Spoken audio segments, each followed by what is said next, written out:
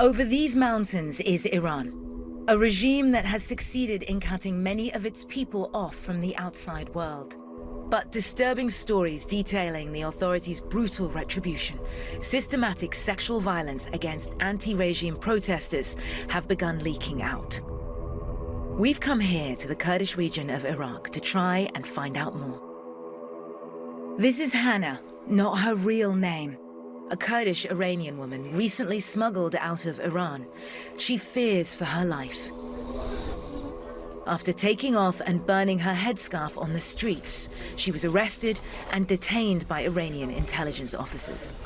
They choose the women who were pretty and suited their appetite.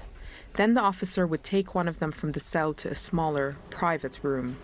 They would sexually assault them there. Hannah isn't only an eyewitness, she also was violated. I feel shy talking about this. You can still see what the policeman did. Look here, on my neck. It's purplish. That is why I'm covering it. He forced himself on me. Then a fight broke out with another protester, drawing away Hannah's attacker. Hannah and others could hear screams, and they believe a woman was raped in an interrogation room. Hannah sketched out the police station as she remembers it. She estimates 70 to 80 men and women were together in a main hall that accessed 4 private interrogation rooms. It was in these interrogation rooms, she says, that she was assaulted and others were raped. CNN was able to locate the police station through Hannah's description, eyewitness corroboration, and geolocation using key landmarks. It's in the Islamabad neighborhood of Urmia. Based on this testimony and speaking to a number of sources, a pattern of repression comes into focus. Police centers used as filtration points, moving protesters from one location to another. Often families left not knowing where their loved ones are held. One Iraq-based Kurdish militant opposition party, PAK, identified over 240 people who they believe are missing within this maze of detention centers. Human rights organizations believe the number is higher, in the thousands. Some of the victims as young as 14. Many are men supporting female protesters, their punishment as severe as the women's. They brought 4 men over who'd been beaten, screaming intensely in another cell, and one of the men who was tortured was sent to the waiting room where I was. I asked him what all that screaming was about. He said they are raping the men. Based on witness testimony, CNN traced the location to an Iranian army intelligence headquarters. Voiced here by a translator, a 17-year-old boy sent CNN a voice note following his imprisonment. We are withholding his name and location for his safety.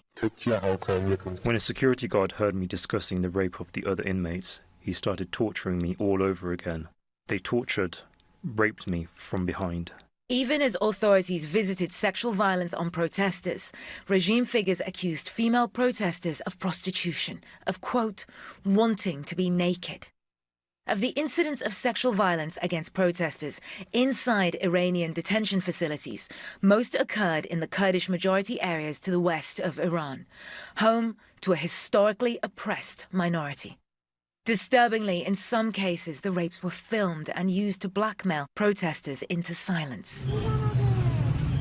There has been a real escalation, where female protesters are, as you can see here, being openly assaulted, often sexually. But the violence against women, like the protests, are not confined to the Kurdish areas.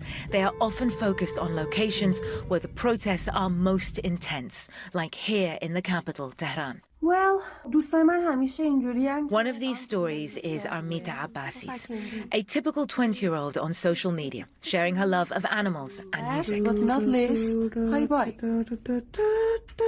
In social media posts appearing under her name, Abbasi, like many young women in Iran, criticized the regime openly after the protests began.